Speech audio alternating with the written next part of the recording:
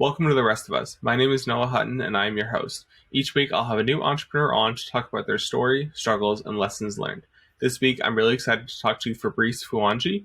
He was introduced to me through Cole Bushy, who is episode 3 of this podcast. So if you haven't listened to that episode, go listen.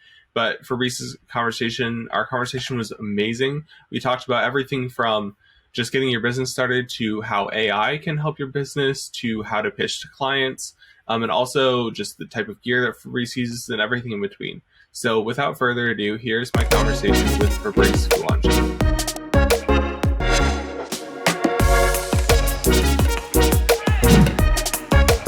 All right, Fabrice Fouonji, welcome to the Rest of Us podcast. Hey, what's up, guys? How y'all doing? Good. So Fabrice, actually, I got connected through Fabrice through Cole Bushy, who was episode 3 of this podcast. If you haven't listened to his, go listen to that right now. It was a great interview. We do talk about Fabrice a little bit in that episode. We're actually recording this before Cole's episode comes out. So Fabrice, you'll have to listen to that to see what we say about you. Oh, for sure. I promise all good things. So I'll definitely be tuning in. Yeah. So Fabrice, like I said, I got connected through Fabrice through Cole. So why don't you just kind of get started, introduce yourself, and then we can go into your story. For sure. So what's up, guys? What's up, Noah? First of all, thank you for having me on this podcast. Always love networking with everybody that does the same thing that I do and just creators in general. But overall, my name is Fabrice Fouonji. I am a marketer, digital media creation director, and I do what I love for a living. And so I got introduced to Noah through Cole. He called me one day. He was like, "Hey, dude, I know this guy who would love to have you on his podcast. Y'all kind of do the same real estate stuff and pictures and stuff like that. So you should definitely connect with them." I was like, "Cool, let's do it." So yeah. Yeah, for sure. So Fabrice, it was really funny when I do a pre-call with all my guests to kind of just, if they're not familiar with the podcast, get them acclimated and also kind of understand their story a little bit. And Fabrice thought we were doing the podcast that day. He was already ready. He was like, "We are recording today." He was like talking about it and stuff. And I was like, no, we're not doing this right now, but yeah, he's ready. So I'm really excited to have him on because his energy is fantastic. So appreciate. But yeah, thank you for having me on. Of course. So let's just kind of jump right in. Start with your story. You are from Houston, Texas, correct? Or you live in Houston now? So let's just kind of start there. Yeah, I'm all over the place. So originally I'm from Douala, Cameroon in Central Africa. If you don't know what that is, Africa is like this. It's like a little curve down. It's like right in this little area here. So massive like seafood import-export zone. But I was born and raised there for 9 years. I came over to Texas in Houston back in 2009, and I've been moving over Texas, so Longview, Texas, and then I was over in Dallas for a little bit, and then now we're in Midland, Texas. And so that's where I kind of reside now, is in Midland, Texas, and I'm trying to take over the market here, and I enjoy it, and so yeah. Yeah, for sure. So your creative journey kind of starts. You were doing like concerts in college and rappers and fraternities and all that kind of stuff. Do you want to start there, or kind of right before that, how that kind of popped off? Yeah, man. So my whole life, so mind you, my dad's a mechanical engineer, and all of my family members are like, some sort of engineers or some type of like hard work field. And so my dad was always a mechanical engineer, and growing up, I was like, dude, I want to be just like my dad, just like him. Like, so cool. And so I ended up growing up, and I was like, I got through high school, and I was like, you know what? I want to do psychology. I really love people. I really love learning and enjoying about people. So I ended up going into that. No, I ended up signing up for it, and then when college started, my dad found out, and I was like, you know what? Nah, I'm gonna go back to mechanical. So especially with African parents, it's a whole different ordeal. So I ended up doing mechanical for 3 years, and I was like, nah, I can't do this, bro. It's not for me. When I was 16, I had a engineering firm job as a drafter. Basically, you draw like screws and you draw a whole bunch of stuff, like, and it creates it for you. And I was like, okay, this is not a bad job, excuse me, but I wouldn't want to do this every day like a 9 to 5. I hated a 9 to 5. So my third year in college, I was like, nah, I can't do this. I don't want to do this. I switched over to economics, and I was like, this isn't bad. It's a business. And I wanted to start my business at the time too. It was actually a clothing business, what it was going to be. Graduated with that degree. I got the minor in engineering and math, and then I started looking for jobs. Nobody wanted me. Not a single soul. I was like, damn, am I that bad? Like, I had good results, good resume, everything. Nobody. Okay, cool. I ended up applying for this insurance job. It's not one of those things that you get. It's one of those things that you apply for and you're kind of automatically in. You just have to like test and stuff to get in. And I hated it. Even though I passed, I hated it. I spent too much studying for like an exam. I passed it. I was like, nah, I'm good. So I ended up starting my business, which was Fabrice Visuals. And how that came about was my final year in college, I bought a camera to start for the clothing company I wanted to start this whole time. And school started. And I was like, nah, I can't put all my energy in that. And so I was like, okay, you know what? I got the camera. I'll just start shooting people. I'll start shooting myself. So I went out. I started shooting myself. I started taking pictures of random things, my friends, my, random girlfriends in college that I had just to get some portfolio. And then I started posting this and they started doing good. I was like, damn, I really got an eye for this. And then I started collabing with like frat parties. Hey, let me come shoot this for an hour or two.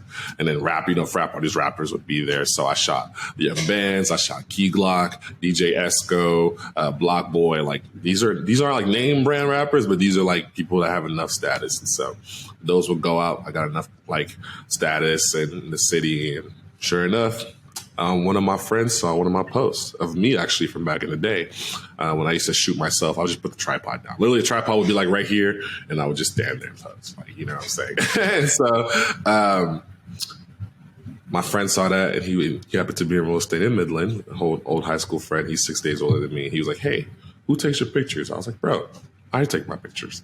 And I ended up going to him, doing an event here and there, and then it eventually led to being in the whole market of real estate. And that was freaking fun. So that's how I got all the way up to here. Yeah. So before college, did you have any photography experience, or were you just like, I need a camera to do this clothing brand, and like it just kind of came out from there? I had no photography experience. As I mute that, perfect.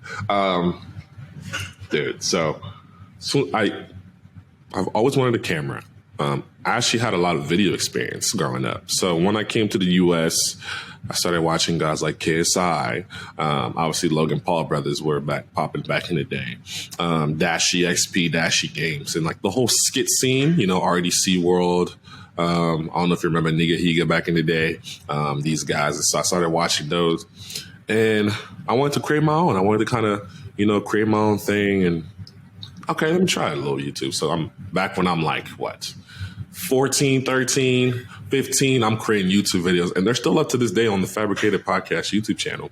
At the very bottom, they're very embarrassing. I'm still not going to take them down though. But I've always had that passion to create videos and just to create. And so, yes, I did have like very tiny video experience, but not photo experience. I had no idea.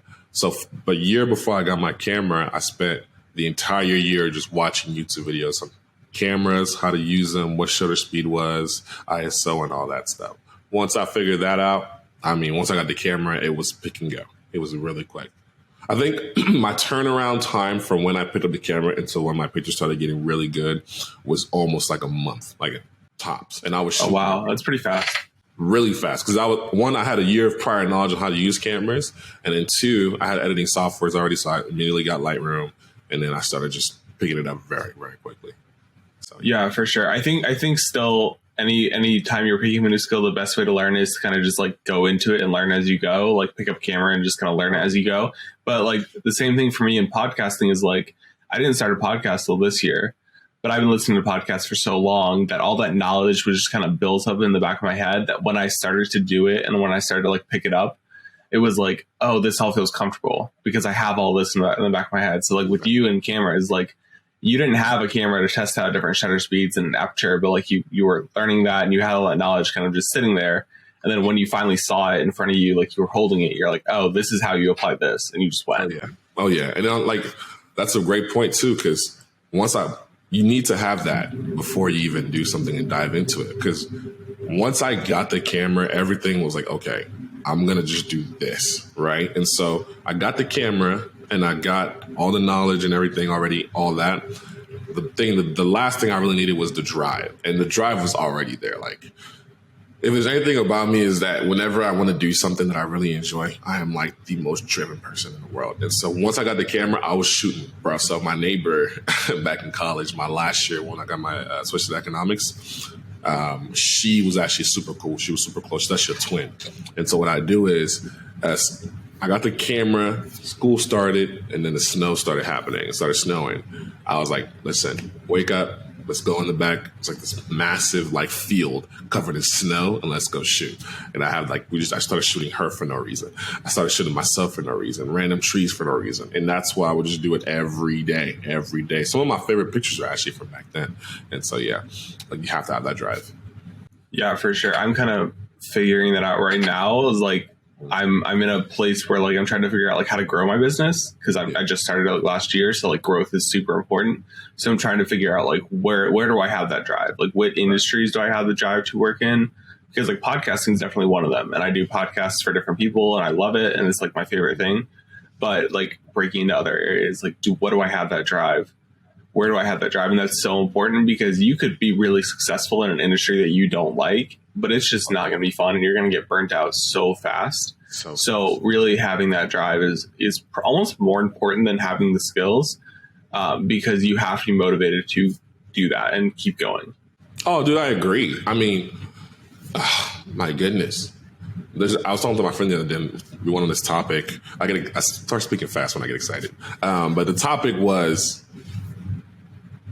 it's impressive how C grade students run the world, and then like kids with A grades and stuff like that kind of just take a back seat, because those kids that used to get C's, they didn't care about what the school was, but once they got out, they're driven on pretty much everything else. And knowledge is also like potential power. Right, you can have all the knowledge, but it's all potential power. And so I was definitely a nerd, a geek, or whatever you want to call it back growing up. But like at the same time, a second school was done, I can't do anything with that knowledge, bro. I have so much knowledge in math. I mean, I took all the math classes there is to take, all the way up to the theories. Same thing, engineering. I didn't finish engineering out, but I'm pretty sure if I went back to it, I could finish it really quickly, but I don't use any of those. And most engineers can tell you they don't use any of that knowledge they learned in college. So it's like, okay. And so for me, it's impressive. Like you can have all the skills in the world, but it doesn't matter if you're not driven or if you want it, if that makes sense. So. 100%. Totally agree. So in college, you're doing these frat parties, you're doing these like shows and concerts and things like that. Where did you see that as like, okay, this is just fun, like I'm helping out my friends, to like, this is a business, like I want to make this a business? And then how did that like grow from there? That's a good question. I actually didn't even know that from back then. Like when I was shooting these parties, I was like, all right, cool. I'm in college. I'm broke. I need to make money. Cool. I know a guy who knows a guy who can get me connected to a frat party who will pay me to go out there and do these events. They've already seen my work, which they love. And I know my work is higher quality and just not like a regular, this guy's going to take pictures. All right, cool. So once I go out there, I go to these parties and, college, I went to Texas Tech University, basically two-turn university is what we call it, because every week there's always something going on. And so every weekend I had a chance to go out, and do my thing. As a matter of fact, I get to weekends where I'd edit all Monday through Thursday, and then I'd spend Friday and Saturday just out shooting. So Friday evening or afternoon, I'd be shooting myself, go home, get my batteries ready, go to a concert like Friday night, right? And then wake up at like noon because I'm trying to recover from shooting. And then same thing, go out and shoot myself for a friend. And then at Saturday night, shoot again. And then Sunday will be recovery day where I'd like upload and kind of start editing footage. And so there wasn't a definite point where I knew it turned to a business specifically for that. I just knew that, hey, I can stack up a lot of money for this, right? And I was too young to know like how to build structure to that. But if I appeal more to that scene today, then I probably would like create a structure to do that as a business. But it wasn't until my friend reached out to me and told me about the real estate thing that I realized, okay, real estate's an actual home market, and I can cling on to this and make more money. Kind of like similar to you, because that's you do the same thing. You're starting to realize how you can scale that as well. As a matter of fact, how are you trying to scale your business in terms of like growing out like that? That's a really good question, and something I'm still trying to figure out right now.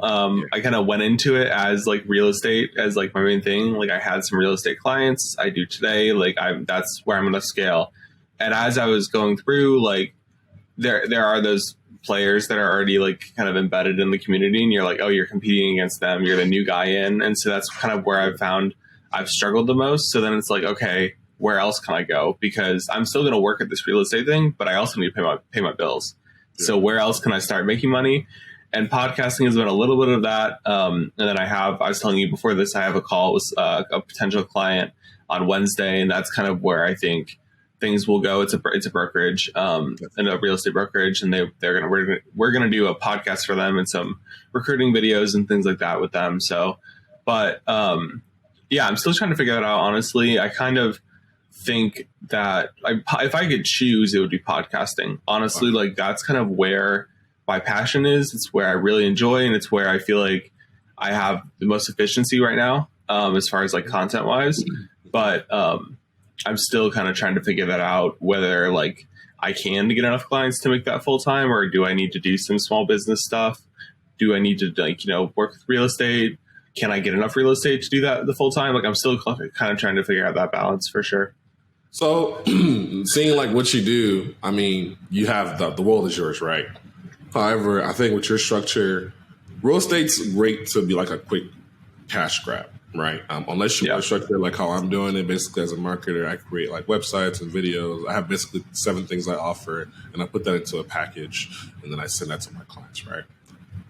But because now I know how far deep I am into this, and I've been podcasting since 2016, the Fabricated Podcast.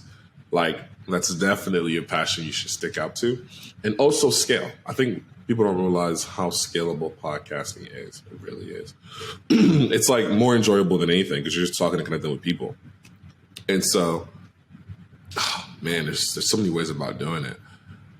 Have you got into AI? Have you gotten into AI yet? A little bit, honestly. Like, yeah, I have thought about kind of, ChatGPT and DALL-E and all these kind of things. Mm-hmm.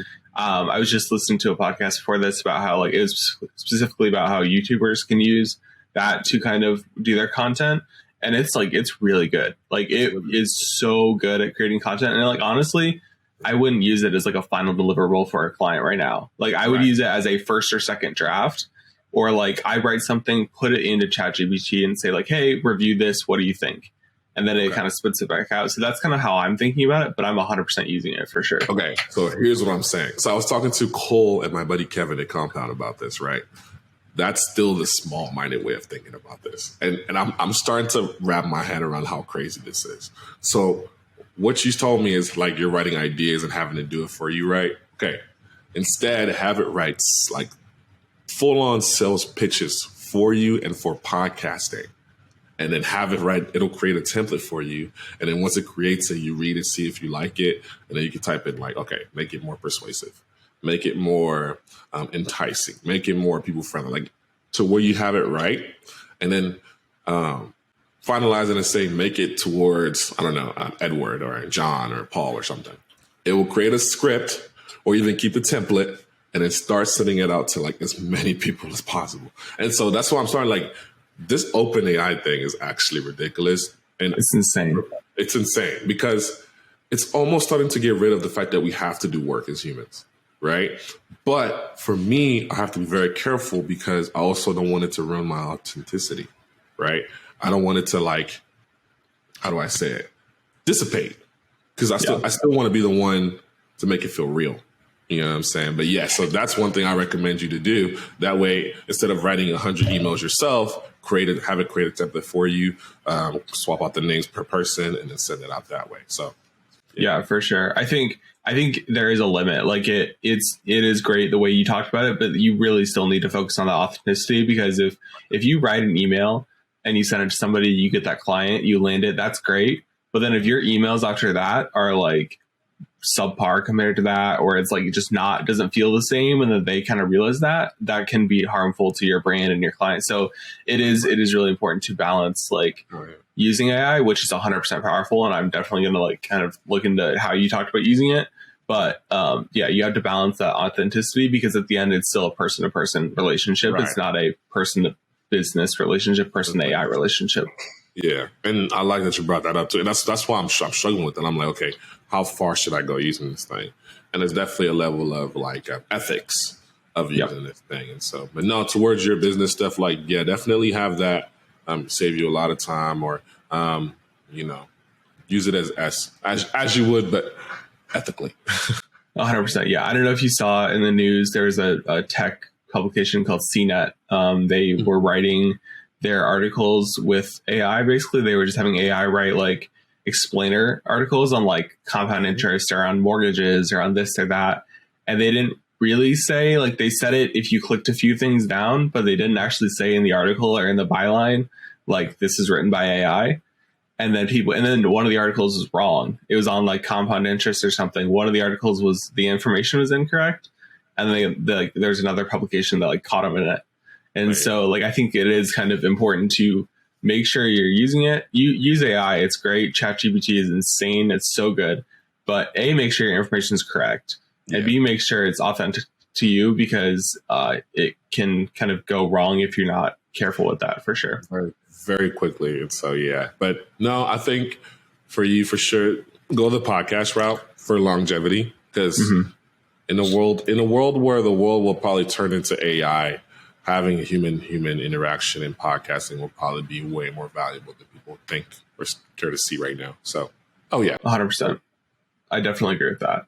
So let's kind of transition into talking about your business right now. So Fabrice Visuals is your business. Kind of talk about what your offering is and how you kind of see your business and look. Gotcha. Yeah, just all of that. Man, my voice is like going today. I don't even know, bro. Like, first of all, I don't even know how I got here. I say this all the time. I don't know how I got here, but I'm grateful I'm here. So now it's about, where do I go? I've actually started to branch my business out into more of a, how do I even say it? Like a bigger, more scalable thing, right? That way I can dip out of the city or go into bigger cities and markets later on in the future. And that's very important as a business. You need to have that kind of structure, because if you don't, you're not going to go far, whatever. And so when I started, it was basically, concerts. So, hey, pay me for $400. I'll come out tonight and I'll shoot this rapper in your party and I'll give you a video in a week or so. Now I started from there, or even like $300 lifestyle photo shoots. Well, it was $50 at the time. $50, I'll shoot you for 2 hours and you can do whatever you want with pictures, Instagram, whatever. Now it's $300, 2 outfits, 3 outfits, 1 location, unlimited pictures, whatever. That's how it is right now. And now I'm transitioning over to, or right now it's still like, okay, so that $300 for a photo shoot, 1 full video commercial, highly produced commercial, by the way. I don't slack on commercials. I do short form reels, so like reels, TikToks and stuff. And usually per month, my clients get 21, which I'm starting to realize is actually insane for what I charge them. And then I'll do graphic illustrations. So like, the Canva posts and stuff like that, but more professional. And then I will do a website if they need a website. And so these packages typically range from at least $2,000 to roughly like $8,000, depending on what the client needs and their amounts and stuff. So that's where I am right now. So now I'm actually trying to shift to where I don't have to be as involved. So I might even take out the reels or make the reel amount smaller. I'll still keep the photo shoots, because that's my bread and butter. I started doing photo shoots. I will always do photo shoots. That's why I think I'm good at, and I'll stay there. And then humbly.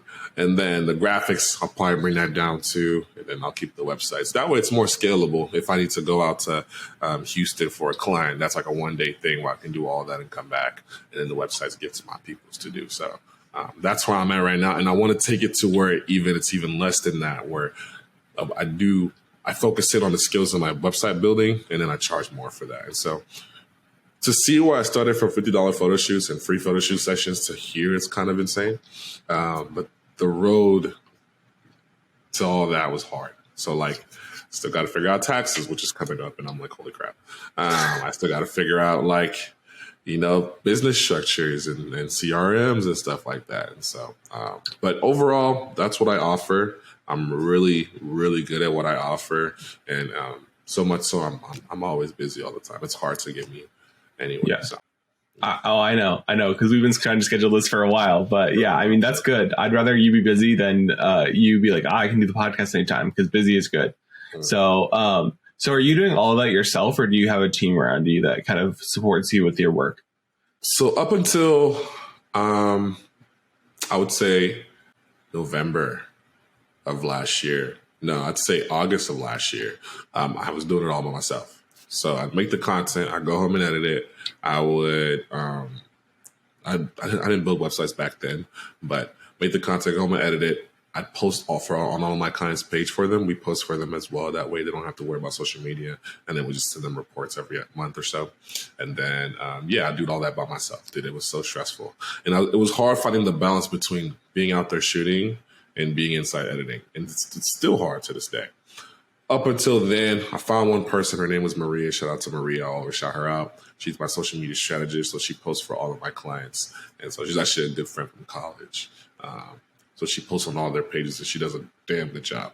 And then I got a bigger team now. You know, your team, when you get a team, it always changes. It always evolves and stuff. But now I got a team of basically 5 people that I can kind of send work out to. I got website builders. I got video editors, graphic guys and all that stuff. So now I'm at a team. And I desperately, I would die for that team because, they die for me too. So that's respectful. So.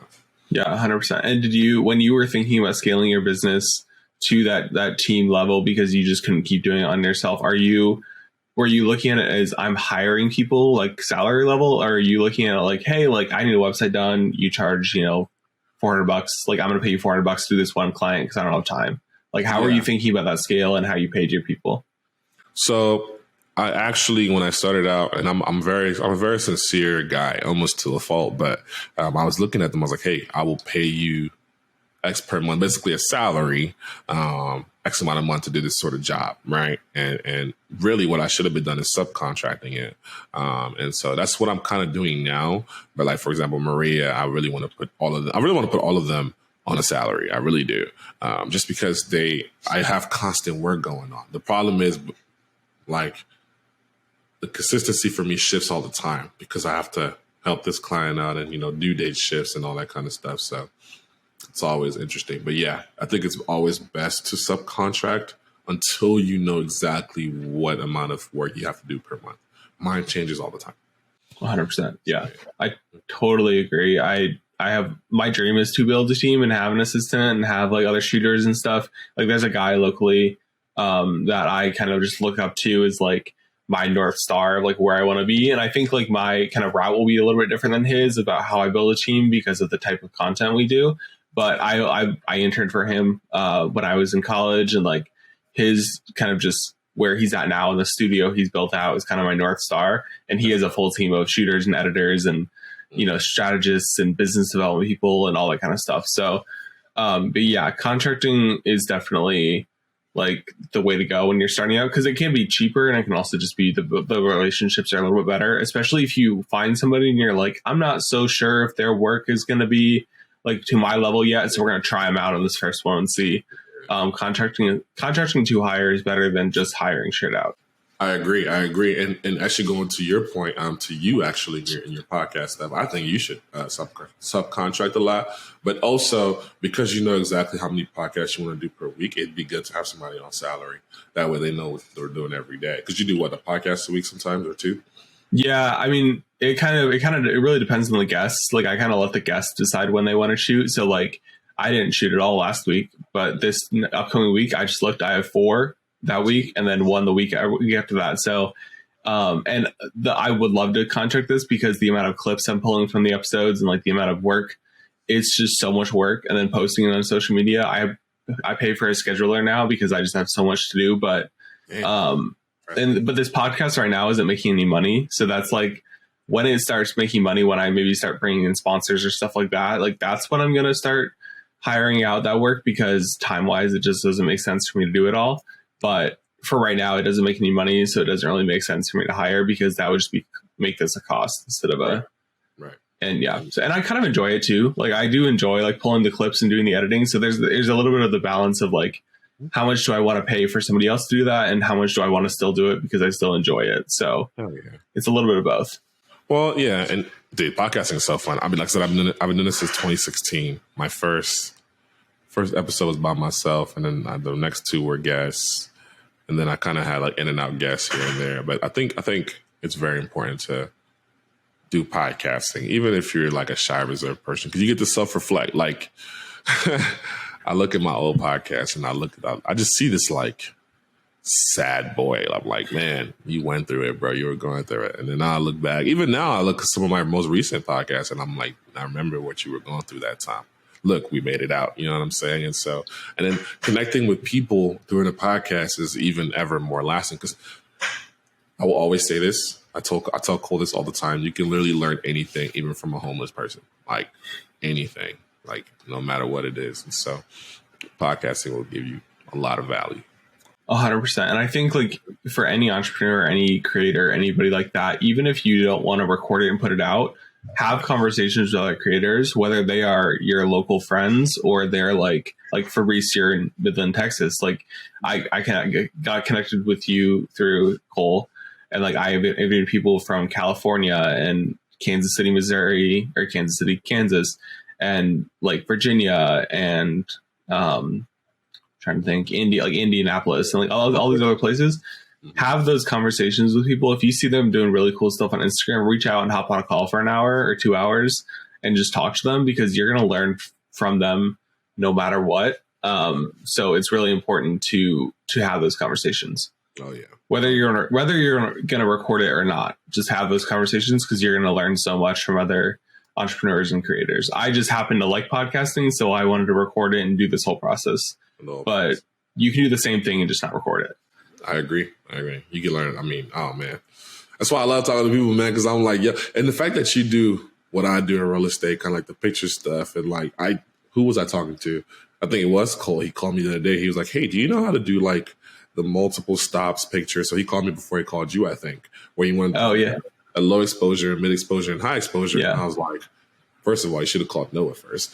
And then secondly, I actually do not, but I did watch a bunch of videos on it. And so like, for example, I know there will be a day that will come where I'll be like, hey, Noah, how do I do this? And so, I'll reach out, but it's important because like without that call, and if he was scared to call me, he wouldn't have known. And I would have been like, hey, oh yeah.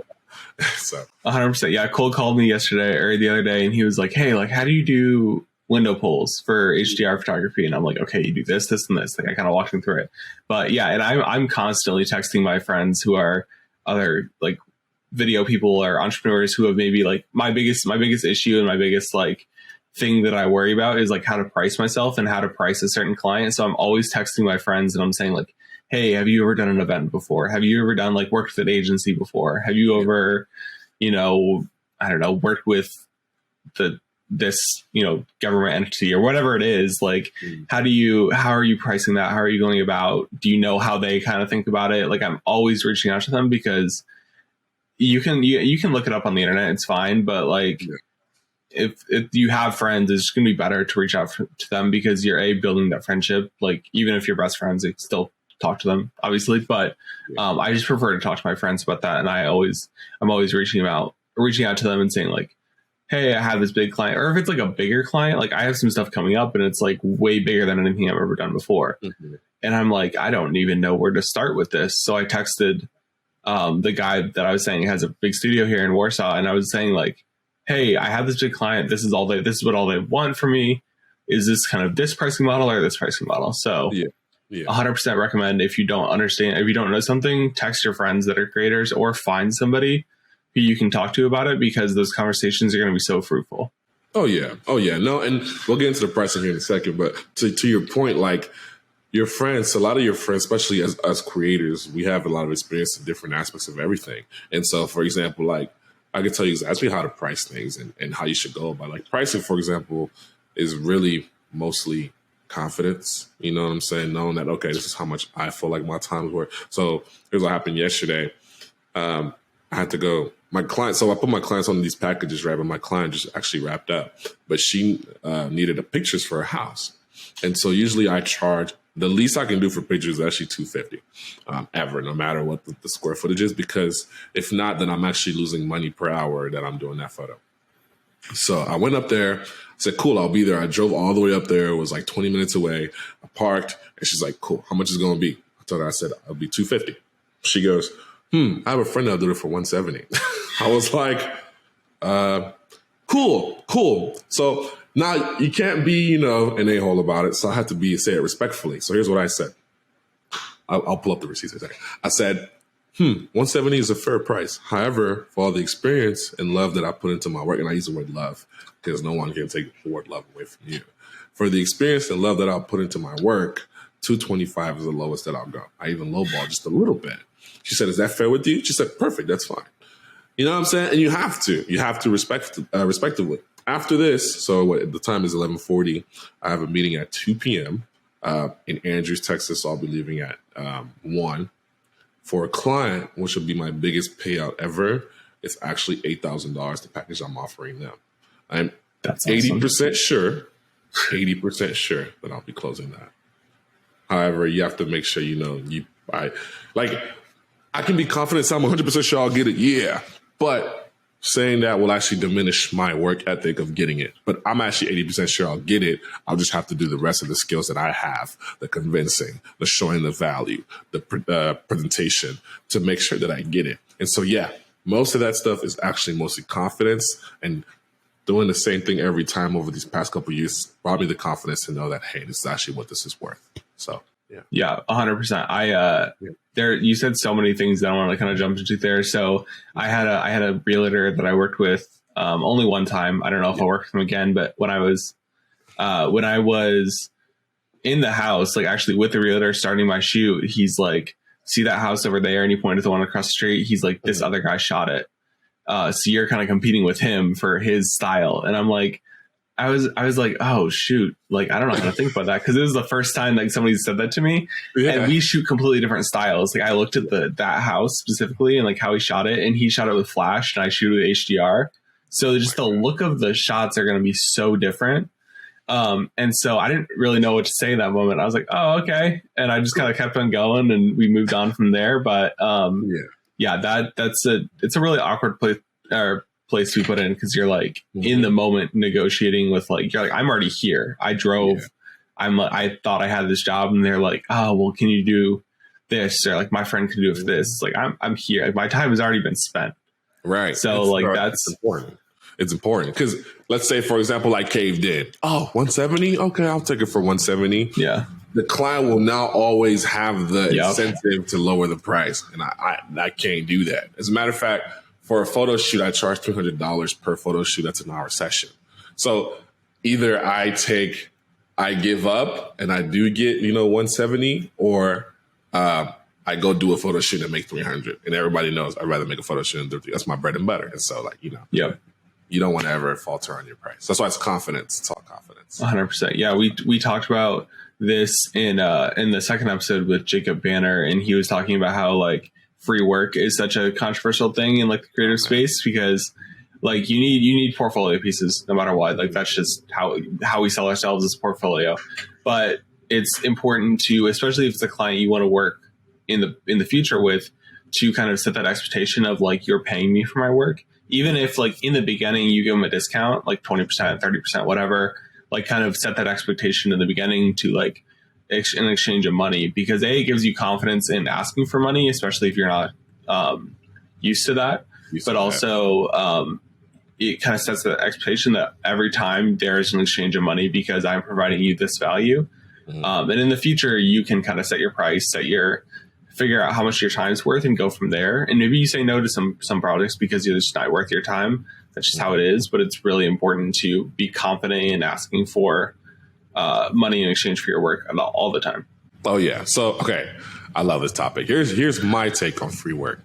It's necessary, but only for the guaranteed money that you get from it. So for example, if you have a client you've never done work for before, and they're like, okay, this is Fabrice, he does this, but I have no idea how he can do this, give them a free work. So if I have a client that I know that don't need reels and a website and stuff like that, okay, let's do one reel. Let's do one reel right now, actually. I brought my camera, lucky day.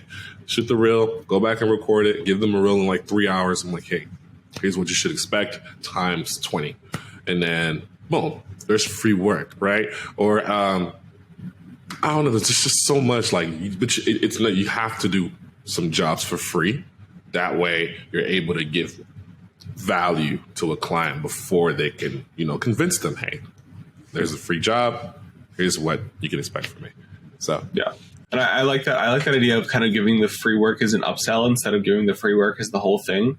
So like you're already, they're already in for $1,000 or whatever, but you could sell them on a $1,500, $2,000 package, offer them that one reel, offer them, like for me, like I have drone photos as an add-on to my real estate.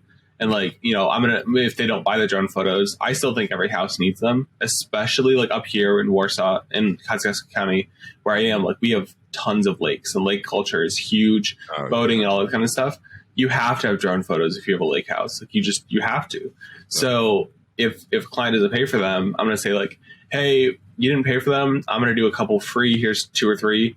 Maybe next time, think about it. So I think doing it as an upsell instead of doing it as the whole thing is a lot better, because again, you're practically asking for money. You're having that exchange, and that relationship's already set. But then you're upselling, and upselling is also a big deal or a big part of your business. So there's a lot of like really good ways to do it there. True, and it doesn't help. It doesn't hurt you to do free work. Hell, I did free work my first pretty much year when I got my last year in college. When I got the camera, I did free work that most of that year until I started in the parties and stuff. And so like now I built that portfolio, to help me gain. Like this all started, the Fabrice Visuals, the podcasting, it all started from free work when I put my camera down and I shoot myself or I shoot a friend. Hey, who took these pictures of you? Oh, Fabrice did. All right, cool. Yeah, right, cool. We did 3. You know what I'm saying? So yeah, 100%. And if it's not that much work for you, just do it. Like a reel, like if you're like I edit all my clips down to 60 seconds or lower because I want to post on YouTube Shorts. Mm-hmm. So like if you're shooting a 20-second video, how much work is that for you really? Like 20-second video plus captions plus whatever, like that's maybe an hour at the very most, and probably not even that. So like if it's like getting my drone up in the air, I could get my drone in the air in 2 minutes and then shoot 3 photos in 5 minutes. Like it's just so much. It's not that much work. So just do it, and then you're gonna get that upsell, and then it'll go from there. And even if they don't pay it, that's just somebody's going to pay for it. Somebody's going to realize that they need that in the future. So I love that. We're already at 41 minutes, which is crazy because I did not think that time has gone this fast, but it has. So one thing I really wanted to ask you, because you have grown your business a lot and you're already hiring people and doing all this stuff, is, and even for me, like how are you finding new clients and how are you selling those new clients? What does that like sales outreach look like for you? And we already kind of talked about it a little bit, but kind of go further on that. Better. This is a good question. This changes sometimes too, but I'm old school, right? If I want a client, I will literally walk. It's like I'm so weird. If I want something, I go get it, right? If I see a client and I'm like, okay, so I want to work with them. For example, I'm gonna tell you who I'm targeting right now. So Champion X, they're an oil field company, right? Big corporation guy. I would be so scared to talk to them, but I want to build a landing page for one of their products, maybe even pitch them something. Not sure what it is yet, but that's what I want to do. And so what I'll probably do is I'm going to wear a fancy suit or something. I'll probably just dress how I normally do. And then walk to their doors. Hey, my name's Fabrice. Hey, my name's Fabrice. Do you have a marketing guy here? Or this is my card. I'm a marketer here in the city locally, because people always love local work. And here's what I want to do for you. Here's what I can offer. Is there a person who, whatever? And usually companies will say something like, hey, we actually have a guy who does X, Y, Z. I'm like, no, I'm your guy. And so like, you have to have that confidence, right? So yes, that's how I go about finding my clients. And then 2, because I've done so much free work and I'm so adamant on sharing the work that I create, I always have my clients like sharing it too. So, okay, I've done work for you. Let's post it. That's why I have Maria post, because when she posts it, share it for them. And so clients typically come from that aspect and from that end as well. Additionally, for me, though, the most important way of finding clients is putting yourself out there 100%. So reels, posting all your stories about what you're doing every day and, all that stuff. Like when I meet my clients or even close friends, the first thing they tell me is, dude, you're so busy. I'm like, I think, yeah, I am. But how do you know that? And I always remind them, like, Yeah, it's my stories. I posted what I was doing on my stories, and it's out of enjoyment, not even just to like show that I'm busy. Out of enjoyment, I'm posting what I enjoy. And so, yeah, for you, if you were to go about like what you do and how you do it, it's about putting yourself out there. How can I be in front of everyone's necks at all time, right? Whether it's on stories, whether it's by having your friends share what you create and stuff like that. So when I started out, obviously the pictures and stuff, posting that all day, every day. I did like 2 photo shoots per week just for myself. People would see that all the time and people would share it all the time. And so same thing. Yeah, definitely. I personally need to get more active on social media. I've tried a little bit, but like this kind of podcast is like where I'm putting most of my energy in social media, but my personal brand, I really need to do more of that. So how are you overcoming those no's? So like I've walked into big like corporate or commercial developers here, and I've said like, hey, I'm a real estate photographer. I'd love to shoot, that orthopedic building you just put over there, because orthopedics is huge in Warsaw. And they're like, oh, we already have a drone guy. We already have a photographer. We already have this person. Like you say, like, no, I'm your guy. Like, how are you? Is it all confidence? Are you like, do you have strategies of like overcoming certain no's? Like, what does that look like for you? So I don't really look at no's as overcoming them, because every no leads to a yes, every single one, right? However, there's ways of coming about things that can help you. So for example, let's say you did go to an orthopedic building, right? And you want to look at their work. Cool. Simple. Let's say you already know going in that they have a videographer, or they tell you, right? So what I'll probably do is, okay, cool. I'm going to go there tomorrow. But today I'm actually going to go up there right after they close. Let's say they close at 5. I'm going to go out there at 5:45. I'm going to shoot the front. I'm going to edit it and make it the best goddamn picture you'll ever see. That way, because most of the time, if you know your work, you'll know what your worth is. And then once I do that, cool. I'll go there tomorrow, the next day. Hey, I actually want to take, pictures for your building. As a matter of fact, here's what to expect. Printed sheet of their building that you took yesterday, stuff like that. So going in there goes back into that free work. And so there's one of those. And then 2, I've heard no so many times in my life, and not just in business, but girls and just life and wanting things. And like, bro, like I love no's, because the no's push you to a yes, and they elevate you to perform better. And so, yeah, there's ways around it. There's business strategies. And of course, like if you ever want to call me for anything like that, I can tell you how to do all that stuff. So yeah, there's a lot of it. For sure. I love that idea. I have a couple buildings I think I could go do and like do some commercial shoot, or just like a couple photos and do like sky replacement and give them a good like twilight photo of their business, stuff like that. So I'll definitely start using that strategy. So we have about 13 minutes left. We probably could go for another 2 hours, but I always like to end this with 2 things: talking about what gear you use on your shoots. So what camera, tripod, gimbal, lens, all that kind of stuff. And then at the end, we'll go over some action items that people can take right now to better their business, better themselves as entrepreneurs, things that they can do like today to kind of grow their business. So first, let's start with gear. What type of camera did you actually start out with? What was the first camera you bought? And then right now, what are you using to shoot your client work? I got you, bro. Oh, man.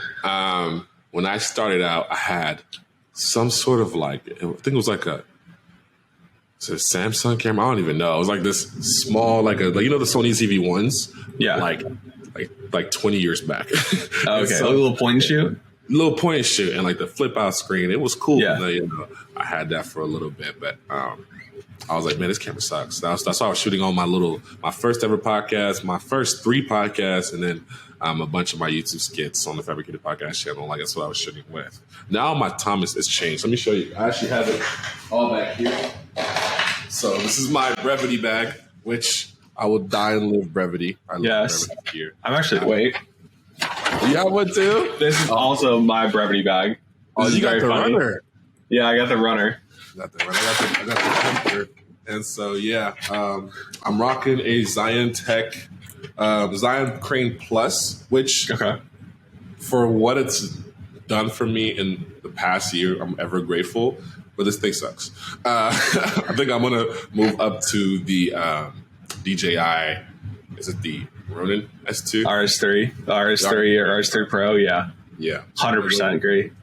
Yeah, and then my camera of choice, probably my favorite camera of all time, is the Sony A7, Sony 6400. I'm trying to get an A7S III soon, which is what I'm saving up for.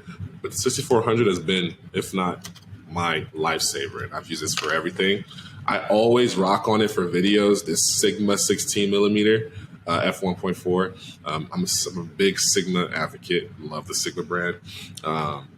So I've been rocking that for all my videos and stuff like that, especially with the concerts. I bought it when I was shooting those parties. And so obviously you got the kit lens, which I never use, to be honest. But it's a solid kit lens. I just don't have a purpose to use it because I have the other two lenses to use. So that one, and then my favorite photography lens of all time, which is the Sigma 56 millimeter f1.4. I mean, this one has gotten me through everything. This is probably, if not, if you want to do portrait photography, this is the best setup for the prime crop A series Sony cameras. And so, because my camera has a 1.4 crop, this one's a 55 millimeter, and so it crops all the way to 85 millimeters, and that's why I get that bokeh deal. And then I have, what's this? This DJI? It is DJI. The Osmo 4 or 5 or whatever. Yeah. And I have that. And that's pretty much my main shooting gear. I have a tripod, a couple lights that I bought over the years from Neewer. Neewer lights. And then that's pretty much that. So now I'm about to just upgrade and see what happens. When I was first shooting, I had the Rode microphone on top of everything, but that's not cutting it anymore. So now I have the Rode. I don't even know where they're at, but the microphones, little square ones that are wireless now. Video Mic Pro or whatever it's called. Yeah. And so I have those with the lavalier mic.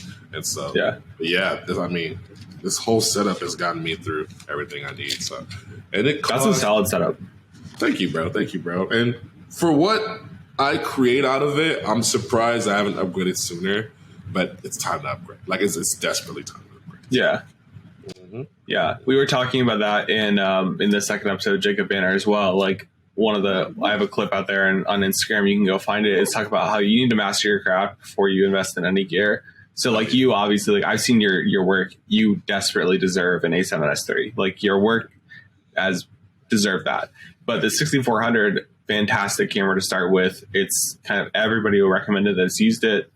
And even on the kit lens, like if you can't afford another lens, that kit lens is totally fine to start out with. Master that camera, learn your shutter speed, aperture, ISO, learn your, video formats, your frame rates, all this stuff. Master that so that way when you go into a shoot, you're not messing around with settings and you're like, you don't know, and like you're trying out this, like master all of that before you even like think about buying the $1,700 camera or whatever. Like that's just so important. Right. And that's why I grew so fast, because I spent a year literally. So the reason I got the 6400 is because I spent a year watching videos on it, like a full on year watching it. So when I got it, I was like, okay, cool. My fingers already knew what to do. And then I even went in there and changed a few settings to where I have huge hands. And so I adjusted it to where it kind of fits my hand and my profile.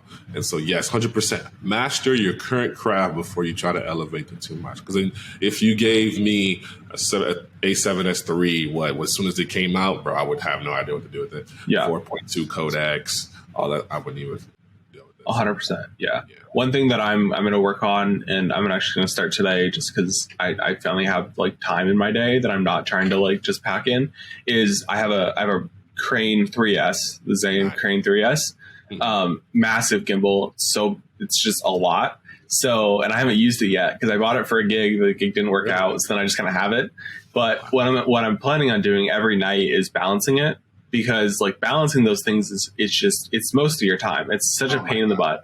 So what I plan on doing is throwing my whole rig on, camera, cage, mic, lens, everything that I own, throwing it on the camera and then balancing it with that. So that way, when I go to, this client that I'm going to meet with on Wednesday, like I might go early and balance the gimbal, obviously, because I can't transport it balanced, but like, it won't take me an hour to balance. It'll take me 20 minutes to balance or whatever. So that's what I'm going to do right now is like, make sure I know how to balance that thing, because it's difficult. It's probably the hardest part of owning a gimbal. And then also learn just basic movements. Like once I get to know how to balance it, how do I get into the undersling mode where I hold it and it's like hanging down, like all this kind of stuff. So that's kind of what I'm doing right now to kind of better myself and make sure I'm more comfortable with my gear for sure.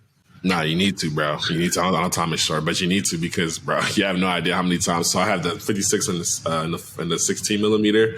The amount of times I had to switch on them at shoots is ridiculous. And so I had to learn how to balance my gear like that. Now I have it to where like I know exactly where the camera should be and how the dial should be lined up, especially with the Zion products, you know.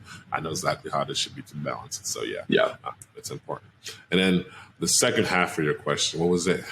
Action items. So like things that people can do right now to better their business, grow their business, things like that. So school, business, passions, anything of that aspect, the first thing you should do is always make sure your life is in check. So me and my friend always talk about the 5 Fs. So family, faith, finances, fitness, and fun. All those pillars should be in check. Once those pillars are in check for you, then you can focus on whatever you're doing. And so at the moment, all my pillars are great except for finances, which is actually hilarious because I'm pitching all day and day right now and kind of see where everything's coming. And like a month ago, it was actually all perfectly around like 8 or 10s, basically. And so making sure that you sleep good, you get 8 hours of sleep, at least 6.5. People say 6, I say 6.5. And make sure that you're eating 3 times a day. Because I remember there was a time frame. I got surgery this year or last year back in April because I was working so hard and I ruptured my patellar tendon.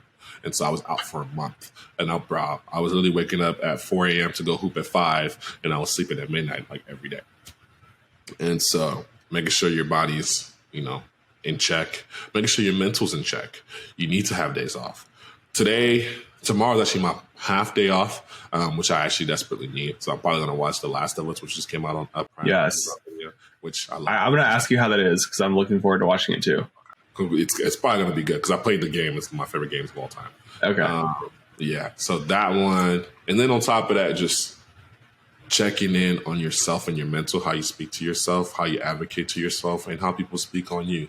It's hard to control the second part, but as long as you can control the first part and how you advocate to yourself, it's good. Now, if you're in a business and you want to start, the first thing I would say is put yourself out there. Learn who you are.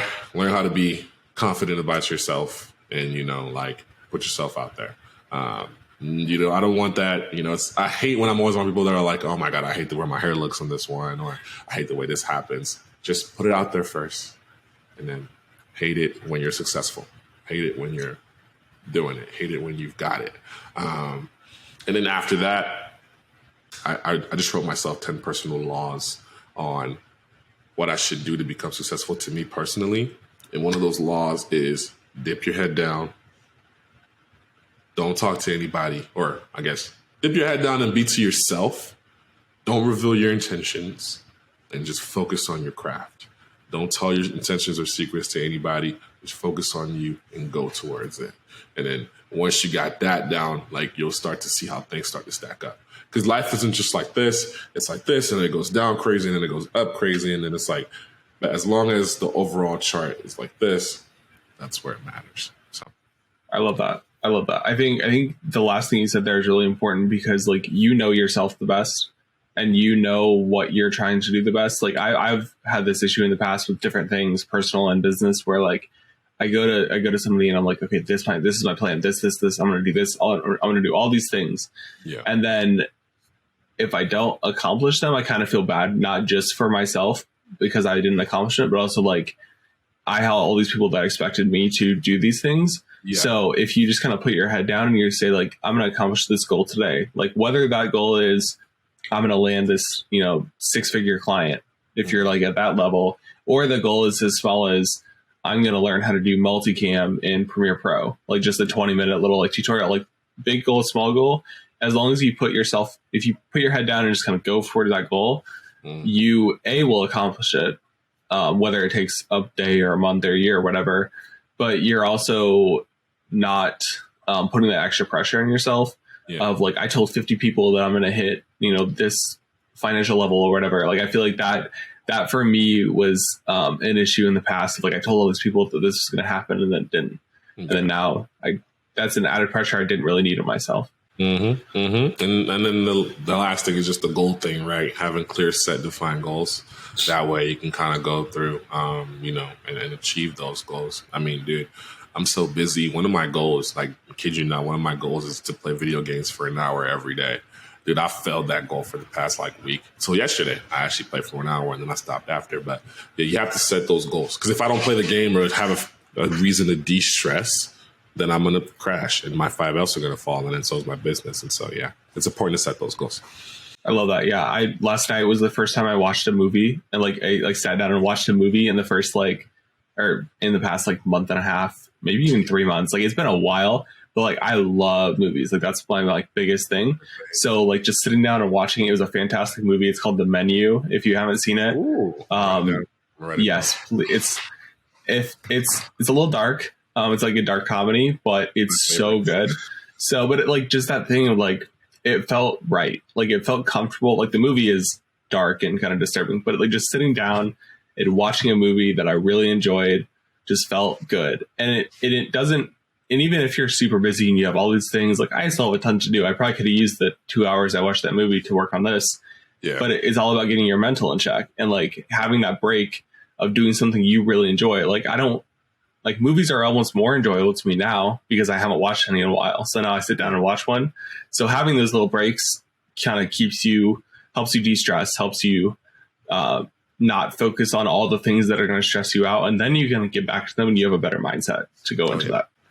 1,000,000%. I'll speak on that every day. So sweet. Well, yes. Well, Fabrice, thank you so much for coming on the podcast. This conversation has been fantastic. I think you could definitely be on for another hour, 2 hours, 5 hours, just because I could probably learn so much from you. So thank you so much for coming on.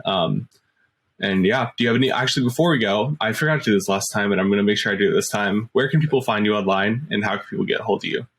So you can find me online at Fabrice Fouonji, FabriceFouonji on Instagram, Facebook, and wherever, anywhere else you can find social media, LinkedIn too. But that's where I'm at. And then if you want to check out my website, FabriceVisuals.com, FabRiceVisuals.com. That's where people can find me at. And reach out to me. I'm always an advocate of people reaching out. So reach out to me. I was, excited. And thank you, bro. This podcast is actually pretty sick. I'm actually having Thanks. Yeah, I appreciate it. So all of Fabrice's links and social media will be down in the description or the show notes to this video. So you can go there to check it all out. But yeah, we will have you on at some point because I definitely want to talk to you again.